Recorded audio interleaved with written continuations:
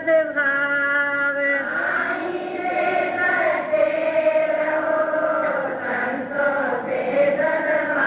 दुनिया में ऐसे रहो जैसा देखो दाव।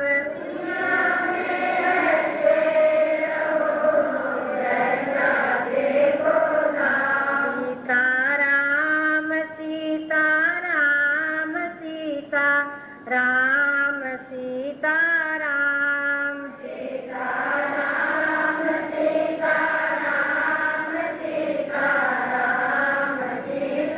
राम। राधे श्याम राधे श्याम राधे श्याम राधे श्याम।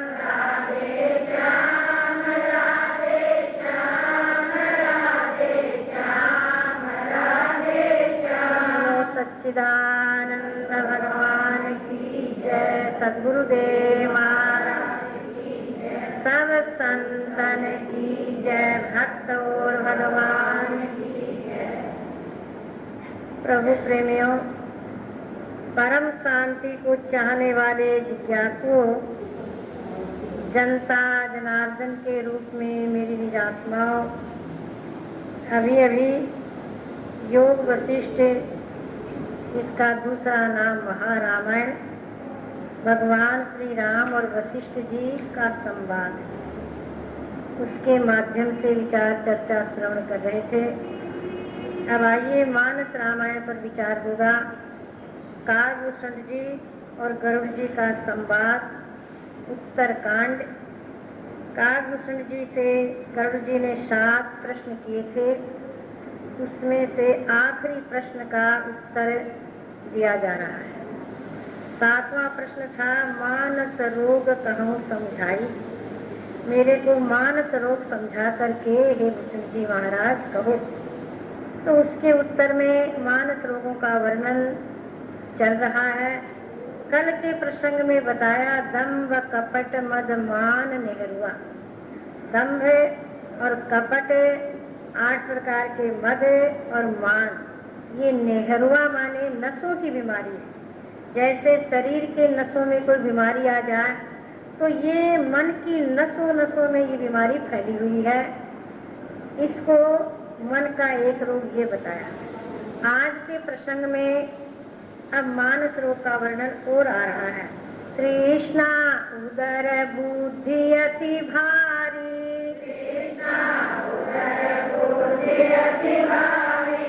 हृदयीशना तरुण तिजारी।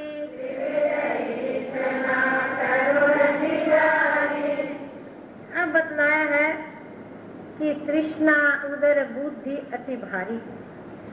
जो इस अंतःकरण में तृष्णा वाली बुद्धि है, जिस बुद्धि में तृष्णा है, उसको जलंधर का रोग कहा है।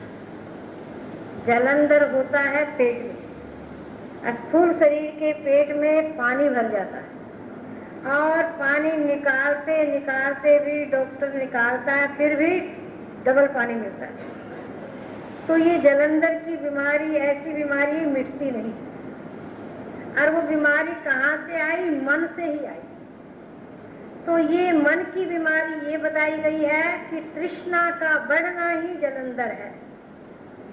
मन के अंदर तृष्णा भरी रहती है, ये समझो एक जल भरा हुआ है। और तृष्णा धापती नहीं, क्योंकि अतृप्त वृत्ति का नाम है तृष्णा। जैसे अग्नि में घी डालो तो अग्नि कभी धापती है क्या? डालते जाओ भड़कती जाएगी। ऐसे ही ये मन जो है, इसमें तृष्णा धीरे धीरे बढ़ती चली जाती। जैसे दुशासन द्रौपदी का चीर खींच रहा था तो चीर बढ़ता गया, ऐसे ही अविवेकियों के हृदय में तृष्णा होती है तो तृष्णा बढ़ती रहती है। इसलिए इसको जलंधर की बीमारी कही गई है। और ये तृष्णा एक चीज की नहीं होती। देखने की तृष्णा, सुनने की तृष्णा, खाने की तृष्णा, धन की तृष्णा, और भी अनेक प्रकारों की है। तो ये तृष्णा शरीर बूढ़ा होने पर भी जाती नहीं। शरीर पर तो हो गया ना, पर तृष्णा बूढ़ी नहीं होती, ये जवान हो जाती है। और तृष्णा करके मानव चाहता मैं सब पर अपना अधिकार जमा, पर अधिकार तो एक शरीर पर भी अपना नहीं है। हम चाहते हैं बीमारी नए आए पर आ जाती है, हम चाहते हैं बुढ़ापा नए आए पर आ जाता है। तो देखिए, जब शरीर पर हमारा अधिकार नहीं तो अन्य पर क्या अधिकार है। परंतु इस जीव की ये भूल है, ये भी एक तृष्णा है कि मेरा सब पर अधिकार है। इस पर मैं आपको एक दृष्टांत सुनाती हूँ। एक मल्लाह था और वो गंगा के किनारे नौका चलाता और नौका चला करके अपनी जीविका पूरी करता। नौका चलाने पर जितने पैसे मिलते उसमें प्रसन्न रहता और ले जाकर पत्नी को दे देता और वरुण भगवान की उपासना किया करता था। वरुण भगवान उस संतोषी मल्लाह पर बहुत प्रसन्न थे। एक दिन मल्लाह की पत्नी ने कहा, आप पर वरुण भगवान बहुत प्रसन्न है तो कुछ मांग लीजिए। वो कहने लगा, मैं मांगना नहीं जानता, मुझे जरूरत भी नहीं है। कहा नहीं नहीं जरूर मांगिए। कहा क्या मांगू? कहा ये झोपड़ी है पत्तों की, एक पक्का मकान मांग लीजिए। अच्छा, अब वो गंगा के किनारे गया और कहा, वरुण भगवान आप मेरे पर कृपा करके और मेरी पत्नी की इच्छा है एक मकान दे दी। वरुण भगवान ने कहा तथास्तु। अब एक मकान हो गया। स्त्री कहने लगी, मकान तो हो गया है पर घर में नौकर चाकर सोना चांदी आभूषण भी कुछ मांग लीजिए। कहा मैं नहीं मांगता। बोले मांगना पड़ेगा, पीछे पड़ गई। बेचारा गया और कहा, ए वरुण भगवान कुछ सोना चाहिए, कुछ चांदी चाहिए, कुछ रुपये चाहिए, कुछ कपड़े चाहिए, मेरी पत्नी को नौकर चाकर चाहिए, आप कृपा करके दे दीजिए। वरुण भगवान ने कहा तथास्तु। वो भी हो गया। अब उस स्त्री की तृष्णा जलंधर के रोग की तरह बढ़ रही है। वो कहने लगी, ये मकान मांगा पर मार्बल का मकान हो तो अच्छा, और जिसमें सब फर्नीचर भी हो, ये मांगे। वो कहने लगा, तू कैसी स्त्री है, ढापती नहीं है, अब नहीं मांगूंगा। कहने लगा नहीं नहीं, कहने लगी मांगे, हट कर लिया। अब तो बेचारा गया। हे वरुण भगवान, एक मार्बल का मकान, उसमें सजावट फर्नीचरों की, गद्दों की सब हो जाए, आपकी कृपा हो तो मेरी स्त्री की इच्छा है।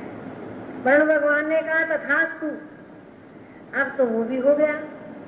फिर कहने लगी वो कि देखिए, ये तो आपने मांगा पर इसके चारों तरफ एक किला मांगे, किला हो जाए जैसे राजाओं के यहाँ होता है। कहा तू कैसी स्त्री है, ढापती नहीं। कहा ढापना क्या है, जब मौका है तो चुकना क्यों, वरुण भगवान से मांगिए। उसने किला मांग लिया। वरुण भगवान ने कहा तथास्तु। फिर कहने लगी, अब एक और चीज मांगनी है। बोले क्या? बोले चक्रवर्ती राज्य हो गया। बोले मुझे तो राज्य नहीं चाहिए, मैं तो नौका चलाऊंगा और पेट भरूंगा। कहा नहीं नहीं, ऐसा नहीं होगा, आपको मांगना पड़ेगा। अब तो घर में जंग मचने लगा, लड़ाई होने लगी। तो बेचारा सोचा इस झगड़े से पिंड छुड़ाऊं। गया, हे वरुण भगवान, मेरी स्त्री की इच्छा एक चक्रवर्ती राज्य दे। वरुण भगवान ने कहा तथास्तु। अब राज्य भी मिल गया। अब तो मल्लाह की स्त्री किसके मान फूली नहीं समाती है, 2 पांव की जगह 4-4 पांव रखने लगी और बस पूछो मत। अब कहने लगी एक और इच्छा। और की तेरी इच्छा है? कहा सूर्य चंद्रमा पर मेरा शासन हो, अधिकार हो। कहा कैसी स्त्री है तू, तेरे को शर्म नहीं आती, कितना मांगेगी, और उन पर तू शासन करेगी, ये तो असंभव है, ये तेरा सारा धन नष्ट हो जाएगा। कहा नहीं नहीं जरूर मांगे। बहुत पीछे पड़ गई। अब मल्लाह गया, वरुण भगवान से प्रार्थना करते हुए कहने लगा, हे वरुण भगवान, मेरी स्त्री की इच्छा है कि सूर्य चंद्रमा पर उसका शासन हो। वरुण भगवान रुष्ट हो गए, नाराज हो गए, कहने लगे कि जो दिया है सब वापस लेता हूँ। सब कुछ वापस ले लिया और वही पत्तों की कुटिया रह गई। कहने का तात्पर्य क्या है? ये तृष्णा, तृष्णा है, ये कभी धापती नहीं, कभी भरती नहीं। पहले कहा ये दे दो। बोलो सच्चिदानंद भगवान सद्गुरुदेव महाराज। तो देखो, जिसके पास जितना भी है उसमें संतोष न होना एक रोग है। और धनवान संतोष के बिना जो पास में धन है उसका भी सुख नहीं ले पाता, उसका भी आनंद नहीं ले पाता। तो ये तृष्णा जो है ये एक बड़ा भारी उदर रोग बताया है। मन के अंदर में बड़ी भारी से पीड़ा होती है, वो बेचैन रहता है। शरीर वृद्ध होने पर भी ये बुद्धि नहीं होती। कौन? तृष्णा। हे दांत हाथी दांत सम मजबूत हिलने लग गए, जैसे गिरे छत की कड़ी एक एक गिरने लग गए। खूंटे गिरे, दाढ़ी गिरी, बत्ती सी सारी गिर गई, मुख हो गया है पोपला, तृष्णा नहीं बूढ़ी हुई। हाथी दांत के समान बत्ती सी मजबूत थी न, और एक एक करके आए थे दांत और एक एक करके चले जाते। खूंटे गिर जाते हैं, दाढ़ी गिर जाते हैं, धीरे धीरे सारी बत्ती सी निकल जाती है, मुंह खाली हो जाता है, पर मन की तृष्णा ढांकती नहीं। तृष्णा बूढ़ी नहीं होती। इसलिए इस तृष्णा के बारे में आप देख लीजिए, घरों में अशांति रहती। तृष्णा को लेके ही हर समय वो जाने मेरे पास इतना हो, वो जाने मेरे पास इतना हो, वो जाने मेरे पास इतना हो। इसके बारे में ही लोग सोचते रहते हैं कि हमारे पास भी इतना हो जाए, पर तृष्णा किसी की संगन नहीं होती।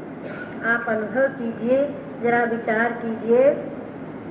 आनन की छवि बलि गणों कर टली गली, कानन की गली बल अंकों में न भाष है। लोए न के माही कछु लोए नहीं परे स्वच्छ, रस नाम रस न तो नाश कला नाश है। केस भय उजरन रयो कछु उजर, जवानी गई उजड़न श्वास को विश्वास है। तृष्णा तो अनंत अंत भयो है संघात, सब शांति भई शांत नहीं शांत भोग्यास है। भर्तृहरि जी का ये कवित्व बनाया हुआ है। उन्होंने कहा है आनन की छवि बली, आनंद कहते हैं मुख को, इसकी छवि माने सुंदरता ही समाप्त हो जाती है बुढ़ापा आने तक। और कानन की गली, कानों की जो गली है सुनने की, तो धीरे धीरे सुनना भी बंद हो जाता है। लोय न के माही कछु लोय नहीं परे स्वच्छ, आंखों में बुढ़ापा आते आते स्पष्ट दिखाई नहीं देता, आंख दिखानी पड़ती है, चश्मा लेना पड़ता है, और धीरे धीरे धुंधला दिखने लगता है, पानी गिरने लगता है, बीमारियां हो जाती है, और भाई सूझना भी बंद हो जाता है। रस नामो न रस ना तो नाश कला नाश है। रसना में रस लेने का स्वाद समाप्त हो जाता है। कहते जी मुंह खराब हो गया, कैसे लगता है? साबुन जैसा लगता है। मुंह खराब हो गया, कैसे लगता है? कड़वा लगता है। कोई चीज खाते हैं तो खारी लगती है। रस नाम है रस ना तो नाश कला नाश है, स्वाद लेने की कला समाप्त हो। और केस भय उजर, बाल सफेद हो, न रहो घर में उजर, अब घर में उजर नहीं रहा। कोई कहते हैं वैसा सुनाई कोई नहीं करता। और जवानी गई उजड़, जवानी उजड़ गई, किसने उजाड़ दी है? बुढ़ापे की चिड़िया ने जवानी के खेत को उजाड़ दिया। न श्वास का विश्वास है। श्वास का गारंटी है क्या? किसी के पास गारंटी कागज दिखाना कि मेरे श्वास इतने दिन रहेंगे, न श्वास का विश्वास है। तृष्णा तो अनंत हो गई, तृष्णा तो ज्यादा हो गई और संघात का अंत हो गया। संघात माने तीन शरीर का शांत होना, नाश होना सामने आ गया। पर तृष्णा तो अनंत हो गई। क्या हो गई? बेटा पोता ब्यावन की हवेली नई चिनावन की, बेटा पोता ब्यावन की हवेली नई चिनावन की। नरकों धोखे धोखे में रह गयो, आए गई अंत घड़ी। नरकों धोखे धोखे रह गयो, आ गई अंत घड़ी। क्या धोखा रह गया? अरे सब काम किया पर ईश्वर भजन नहीं। अरे सब काम किया, घर का, परिवार का, शरीर का, पर भगवान का भजन नहीं किया। ये धोखा अंत में होता है। अगर पहले धोखा हो तो पहले ही भजन स्टार्ट हो जाएगा, जवानी में ही काम चालू हो जाएगा सत्संग भजन का। परंतु अगर तृष्णा उधर बढ़ती चली गई, कौन सी तृष्णा होनी चाहिए? सत्संग की तृष्णा। ऐसे नहीं धापना चाहिए। भगवान नाम लेने की तृष्णा ऐसे नहीं धापना चाहिए। बहुत भगवान का नाम ले लिया, अब क्या करना है? अरे बहुत सत्संग करिए, अब क्या करना है? इससे नहीं धापो। किससे धापो? धन से धापो, भोगों से धापो। अगर इस योनि में नहीं धापे तो कब धापो? ये मौका दिया भगवान ने, इसलिए कहा तनु वृद्ध भई तन वृद्ध भई भोग इच्छा। रे शरीर बूढ़ा हो जाता है पर भोग की कामना इच्छा बूढ़ी नहीं होती। ये तृष्णा हृदय से बहुत मुश्किल से जाती। फिर इसका भी उपाय आगे बताएंगे। अभी तो ये रोग दिखा रहे। देखो आप अनुभव करो, शीशा सामने आ जा तो मुख की कालिमा दिखती है ना, और गेहूं चुनने बैठते हो और कंकर न सूझे तो चुन पाओगे क्या? और सूझेंगे तो कंकर निकाल दोगे ना। ऐसे ये दोष हमारे को अपने मन में सूझेंगे तो हम निकालने का प्रयास करें। तो ये दोष निकालने की चेष्टा करनी चाहिए। तो एक तृष्णा का ये बड़ा भारी रोग होता है। और आगे बताते हैं, त्रिविध ईशना तरुण तिजारी, 3 प्रकार की इच्छा। ये तीसरे दिन आने वाली बुखार है। रामकृष्ण जी कहते हैं, गरुड़ जी कई कई बुखार ऐसी होती, आज आई, कल नहीं आएगी, परसों आएगी। ऐसी 3 दिन पर आने वाली जो बुखार होती है उसको यहाँ पर 3 प्रकार की इच्छा बताई है। एक पुत्र इच्छा, एक धन इच्छा, एक मान की इच्छा। 3 प्रकार की ये वासना इच्छा होती है। 3 दिन पर आने वाली ये बुखार बताई गई है। और ये 3 वासना किसकी मति को खराब नहीं करती? ये 3 वासना किसके मन को नहीं बिगाड़ती? ये 3 वासना बहुत बुरी, बहुत खराब है।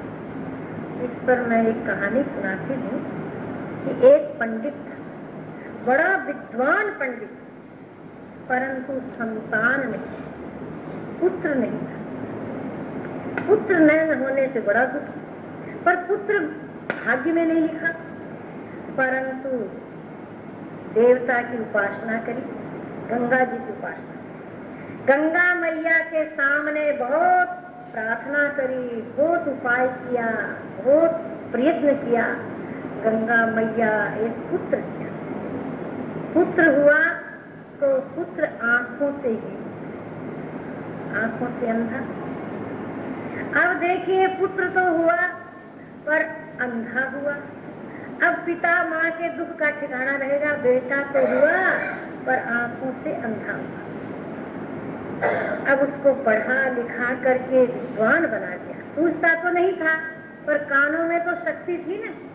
पढ़ा लिखा करके एकदम विद्वान बना दिया। विद्वान बनाने के बाद और एक दिन वो बेटा अपने पिता से पूछता है, पिताजी आप ये बताइए कि मनुष्य अंधा जन्मता, इसमें कौन सा उसका पाप होता है? क्यों, आंख बिना तो संसार है ही नहीं। आंख गई तो देखने का संसार गया। कहा पिताजी आप ये बताइए कौन सा पाप ऐसा होता है जिससे आंखों से अंधा होता है? तो पिता ने कहा, बेटा जो सुवर्ण की चोरी करता है, किसी का सुवर्ण चुरा लेता है, वो आंखों से अंधा होता है।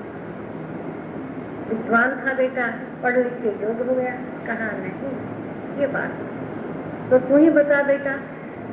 कहा पिताजी, मेरे मन में ये अनुभव में आया है कि आपने गंगा जी की उपासना करके और कल्याण का मार्ग नहीं पकड़ा और मुक्ति नहीं मांगी, भक्ति नहीं मांगी और पुत्र मांगा।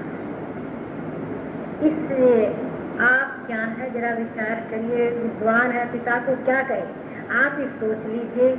आप ज्ञान नेत्र से, बुद्धि नेत्र से हीन थे, तब ने पुत्र को मांगा। तो देवताओं की उपासना करके, भगवान की उपासना करके भगवान को मांगना चाहिए, कल्याण के साधन मांगना चाहिए। आपने क्या मांगा? मेरे को मांगा। आपकी पुत्रेषणा नहीं गई थी, इसलिए आपने मेरे को मांगा और मांगा जन्म दे। पिता चुप। ऐसे मानव शरीर को पाकर और भगवान की प्राप्ति के लिए नर जन्म है, संसार सुख की प्राप्ति के लिए नहीं। परंतु ये मन का रोग है, पुत्रेषणा, ये बीमारी है। और धनेषणा, धन की इच्छा। धन से कोई घापा है क्या? धन से कोई तृप्त नहीं होता। जिसके पास में 1000 है तो 10,000 की चाहना, 10,000 है तो लाख की इच्छा, लाख है तो 10 लाख की, 10 लाख है तो करोड़ की, और करोड़ हो तो अरबों की इच्छा। एक संतोष बिना नर तेरी तो भूख कभी न भगे। धन की इच्छा और ये धन इच्छा कितना कितना विरोध करा देती है और कितना कितना जंग मचवा देती है।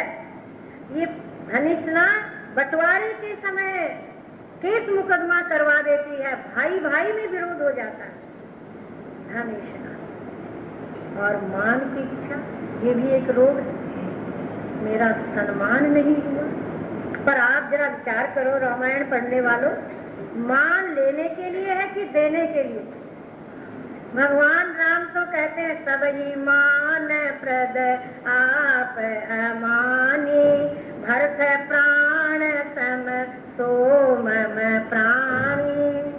सबको मान देता और आप मान चाहता नहीं। हे भरत, वो मुझे प्राणों के समान प्यारा। ये बात कौन कह रहा है? कौन कह रहे हैं? भगवान। परंतु ये मान की इच्छा बहुत दुख है। ये भी एक रोग है। आगे और बता रहे हैं, जुग विधि ज्वर मत्सर अविवेका, विधि ज्वर मत्सर अविवेका, कहाँ लगी कहाँ हूँ कुरोग अनेका,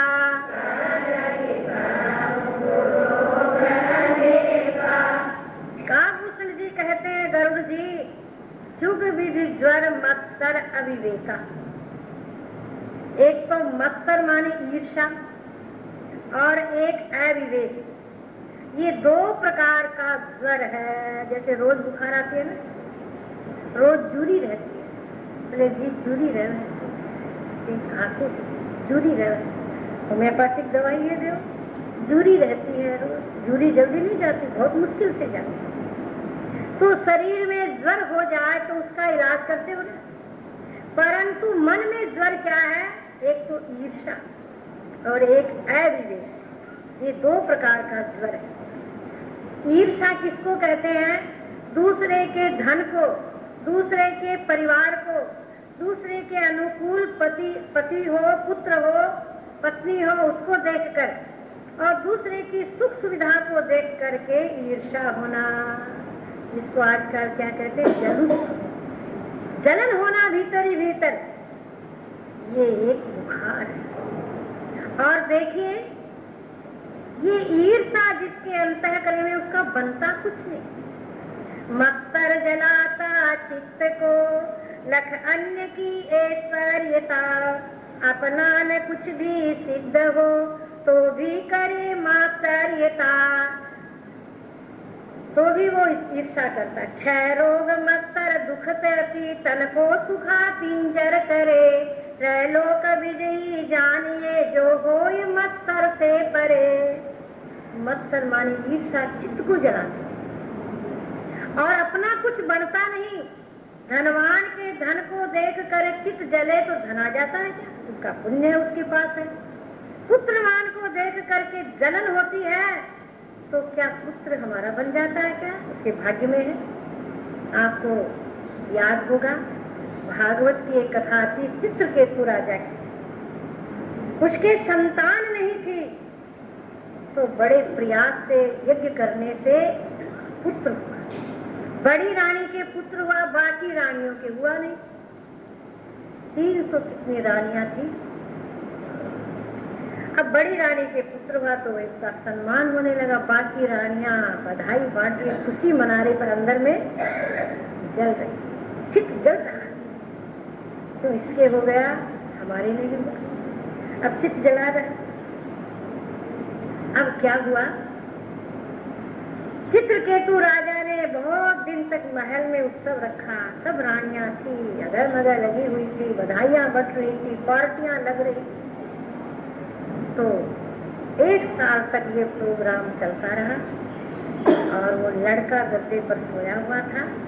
किसी ने जहर दे दिया किसी रानी और उसको सुला दिया, सोया हुआ है, उठा नहीं। दासी आई, इतनी देर हो गई, मुन्ना उठा नहीं। देखते तो पुतलियां ऊपर चढ़ी, चिल्लाई, अरे क्या हुआ क्या हुआ? हल्ला मच गया महल में। बड़ी रानी आई, रोने लगी, दिखावे में और रानियां भी रोने लगी। राजा इतना दुखी क्यों? पुत्र इच्छा थी और ईर्षा से उन्होंने जहर दे दिया, सहन नहीं हुआ। अच्छा क्या मिला? पुत्र भी गया। आपके पुत्र हो गया क्या? अपना कुछ सिद्ध नहीं हुआ पर दूसरे का नुकसान किया। अब तो चित्रकेतु अति दुख से एक सुत भयो, सौलीन विधि छीन। चित्रकेतु बिलखत फिरे जैसे जल बिना मीन। जल के बिना मछली छटपटाती है, ऐसे चित्रकेतु छटपटा रहा। परंतु क्या हो, ईर्षा ने दूसरे का नुकसान कर दिया। दूसरे का क्या, एक पुत्र इतनी रानियों में रहता तो अच्छा था। अब राजा को समझाने के लिए अंगिरा ऋषि आए, देव ऋषि नारद आए, समझाया और कहा तुम्हारे भाग्य में था। ऐसे ही लोग संतोष देते थे। फिर अपने योग बल से उन्होंने पुत्र की जीवात्मा को दिखाया और पुत्र कह रहा, हे पिता मैं तेरा पुत्र नहीं हूँ, तू कई बार मेरा पुत्र बना और कई बार मैं तेरा पिता बना, तुम किसके लिए शोक करता है? योगियों ने योग बल से दिखा करके राजा को संतोष दिया। कहने का तात्पर्य क्या है? ईर्षा से दूसरे का नुकसान भी कर देते हैं और आप चलते हैं। ये कितना बड़ा भारी बुखार है। और बुखार क्या है? अविवेक। अविवेक किसको कहते हैं? आत्मा अनात्मा का जिसको ज्ञान नहीं, जड़ चेतन का जिसको बोध नहीं, व्यापक परिचिन का जिसको ज्ञान नहीं, दुख रूप सुख रूप का जिसको बोध नहीं, उसको अविवेक कहते हैं। और वह अविवेकी जीव होता है, वो हमेशा दुखी रहता है। यौवन धन प्रभुता अविवेक चारों परम ऋतु। जीवन में 4 दुश्मन है। एक तो यौवन, अगर भोगों में लगा दिया गया तो युवावस्था में भी धोखा हो सकता है, भोगों में बर्बाद हो जाता है। और अविवेक और प्रभुता और धन दुश्मन है। 4 जीव के दुश्मन बताए हैं, नीति में बताया है। पर जिसको विवेक हो तो उसका धन भी सफल और उसकी प्रभुता भी सफल और यौवन भी सफल। विवेक से जीवन सफल होता है और विवेक शून्य जीवन में अविवेक दुख देता है। इसलिए ये अविवेक जो बताया, ये भी महान एक बुखार है। और ये बुखार कब दूर होती है? जब इस जीव की भूल मिटती है। भूल माने 4 प्रकार की भूल है ना। अनात्म में आत्म अविद्या, अनित्य में नित्य अविद्या, असूचि में सूचि अविद्या, दुख में सुख अविद्या। ये 4 प्रकार की अविद्या है इसको मिटाना चाहिए। इसलिए कहा है भूल निज की मिटाओ रे साधो देती दुख अपार। भूल निज की मिटाओ रे साधो देती दुख अपार। भूल निज की मिटाओ रे साधो देती दुख अपार। निज को भूल सभी जग भटके 84 के द्वार। निज को भूल सभी जग भटके 84 के द्वार। बार बार माता के उदर में सहती कष्ट पार।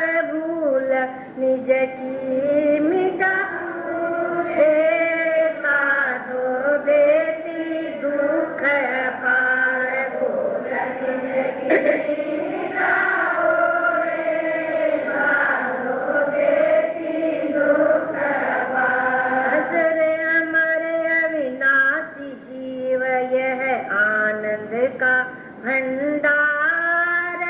अजर अमर अविनाशी जीव यह आनंद का भंडार। भूल के कारण हुआ दीन और दर दर भटके हार। भूल के कारण हुआ दीन और दर दर भटके हार। भूल निज की मिटाओ रे साधो देती दुख अपार। भूल निज की मिटाओ रे साधो देती दुख अपार। राग द्वेष होते इससे ही बढ़ जाता हंकार। राग द्वेष होते इससे ही बढ़ जाता हंकार। आशा तृष्णा चिंता उपजे बढ़ते विषय विकार। आशा तृष्णा चिंता उपजे बढ़ते विषय विकार। भूल निज की मिटाओ रे साधो देती दुख अपार। भूल निज की मिटाओ रे साधो देती दुख अपार। कहे नारायण जग में सतगुरु भूल मिटावन हार। कहे नारायण जग में सतगुरु भूल मिटावन हार। दुख दरिद्र संताप दूर हो पावे मुक्ति द्वार। दुख दरिद्र संताप दूर हो पावे मुक्ति द्वार। भूल निज की मिटाओ रे साधो देती दुख अपार। भूल निज की मिटाओ रे साधो देती दुख अपार। दुख देने वाली कौन है? भूल। व्यवहार में देखिए कोई काम भूल जाते हैं, कोई बात भूल जाते हैं, कोई वस्तु रख के भूल जाते हैं तो खोजने में कष्ट होता है कि नहीं? हैरान हो जाते हैं। कई बार कहते हैं जी चीज रख के भूल गए, हैरान हो गए, वस्तु नहीं मिली। और कई बार बात भूल जाते हैं तो हैरान होते हैं। और कई बार कई गलतियां, भूल माने गलती करते हैं, भूल करते हैं तो समझदार हो तो क्षमा मांगता है, मेरी भूल मुझे क्षमा कर। व्यवहार में भी भूल दुख देती है। और जिसको अपने स्वरूप की भूल लगी हुई है, अपने आत्म स्वरूप का बोध नहीं है, जिसको परमात्मा का बोध नहीं है, परमात्मा के स्वरूप का ज्ञान नहीं है, तो जीवन में एक जन्म क्या कई बार दुख पाएगा, अपार दुख का अनुभव करना पड़ेगा। और माँ के गर्भ में नीचे सिर ऊपर पांव करके लटकना पड़ेगा। और एक बार नहीं, कई बार गाय के शरीर में, कुत्ती के शरीर में, गधी के शरीर में, और कई बार अंडा, कई बार देरक, कई बार पेट से चलने वाला शरीर मिलेगा। तो ये भूल के कारण गर्भवास में नीचे लटकना, ऊपर पांव करके। और देखिए ये अमर अविनाशी जीव है, ईश्वर अंश जीव अविनाशी, चेतन अमल सहज सुख राशि। ये जीव तो ईश्वर की अंश है, अमल है, सत्य है, सहज आनंद की राशि है। ऐसे जीव को गर्भ में आकर के दुख क्यों उठाना पड़ता है? भूल के कारण। और भूल से ही दीन होता फिरता है और दर दर भटकता है। मन कुत्ता दर दर फिरे, दूर दूर दूर दूर होय। अरे हरि के घर का हो रहे तो दूर दूर करे न कोई। कुत्ता आता है ना, यहाँ तो नहीं देखते, पर देहातों में तो कुत्ता आता है। राजस्थान में घर में कुत्ता आने लगता है। कईयों के तो चौक में कुत्ते सोते रहते हैं, बालू में, ठंडी जगह में। तो क्या कहते हैं घर वाले? दूर दूर दूर दूर, बेचारा बाहर चला।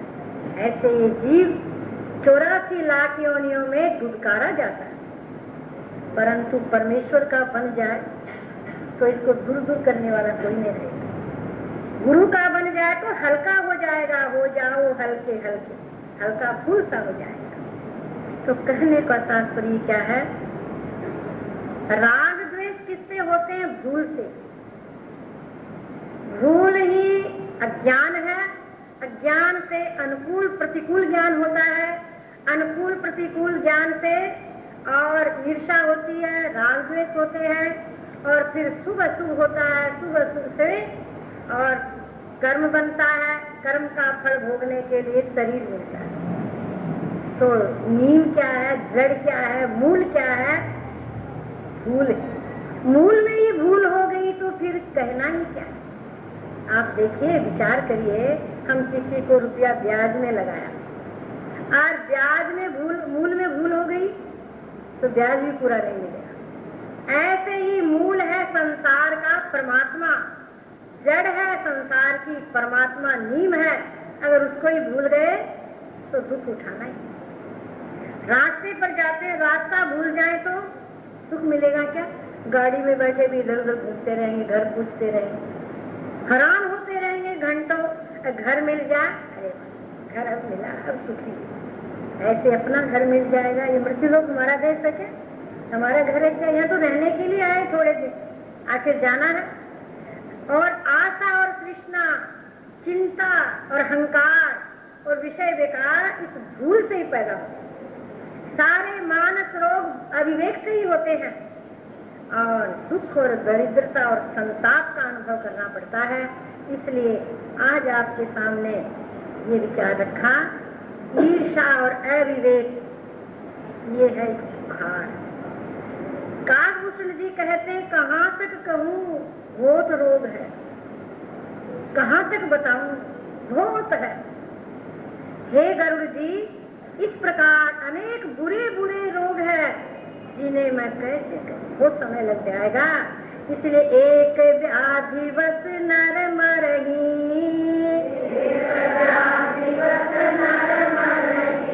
ये असाध्य बहु व्याधि, पीड़ही संतत जीव कहूँ, सो कि मिलहे समाज। काकभूषण जी कहते हैं, गरुड़ जी आपने 7 प्रश्न किए, उनके मैं उत्तर दिए, परंतु एक एक रोग के बस होकर मनुष्य मर जाता। भयंकर एक रोग शरीर में आ जाए तो मनुष्य मरता है कि नहीं? और फिर ये तो बहुत से असाध्य रोग है, बहुत सी लंबी बीमारी है। ये जीव निरंतर कष्ट पाते हैं और ये मानस रोग जीव को दुख देते हैं। और मन में ये रोग होते ही शरीर में भी ये रोग बढ़ते चले जाते हैं, फैल जाते हैं। ऐसी दशा में समाधि, समाधि माने कैसे शांति मिलेगी, कैसे सुख मिलेगा, कैसे चैन मिलेगा गरुड़ जी। इसलिए ये मानस रोग आपको बताए और कल बताएंगे इसका उपाय। इसका उपाय बताएंगे कि रोग दूर कैसे हो, इसका माने दवाई क्या है, संयम क्या है, अनुपान क्या है, और दवाई को देने वाला डॉक्टर कौन है, ये सब कल बताया जाएगा। और रविवार तक सत्संग होगा यहाँ पर, फिर तो होगा वहाँ गनेडिया हाउस में 7 नंबर सिंगापुर स्ट्रीट है ना, वहाँ पर शांति बाई के यहाँ 22 तारीख से होगा, तो वहाँ वो विचार चलेगा। और यहाँ तो यही विचार चलेगा जितने दिन 3-4 दिन में सत्संग होगा कि भाई इस रोगों की निवृत्ति का उपाय क्या है। अब रोग दिखते हैं, अब उसकी निवृत्ति का उपाय कर लेना चाहिए, तो जीवन में शांति और सुख मिलेगा। और एक आपको सूचना दे देते हैं, नहीं पाएंगे तब हम राम नहीं पाएंगे, बहुरे हम काहे को आएंगे, बहुरे हम काहे को आएंगे। पृथ्वी का गुण पानी सौंप्या, पृथ्वी का गुण पानी सौंप्या, पानी तेज मिलावेंगे, पानी तेज मिलावेंगे, बहुरे हम काहे को आवेंगे, बहुरे हम काहे को आवेंगे।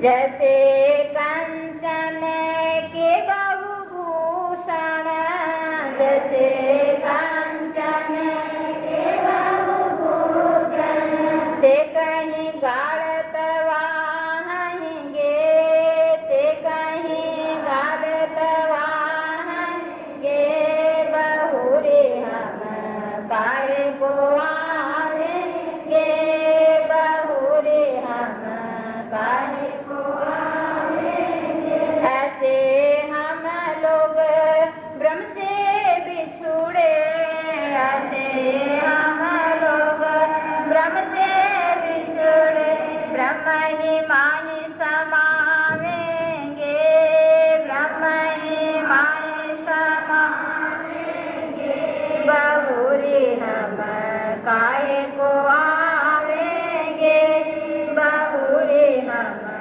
काहे को आवेंगे। सच्चिदानंद भगवान की जय। श्री परमात्मने